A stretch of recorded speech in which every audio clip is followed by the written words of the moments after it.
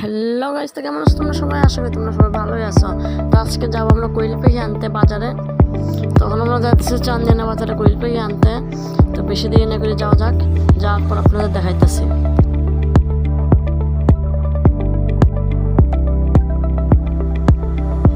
ওখানে এসে আমরা বাজারে নামছি। বাজার নেওয়ার পর কোয়েল পাখি দোকান থেকে অনেক দূরে হাইটে হাইটে যাইতেছি।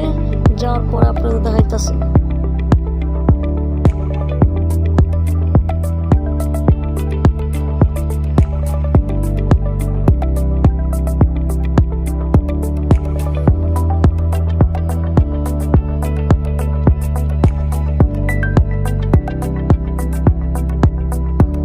অনেক কষ্ট করে হাঁটা আসার পর তারপর অবশেষে দোকানে আসি।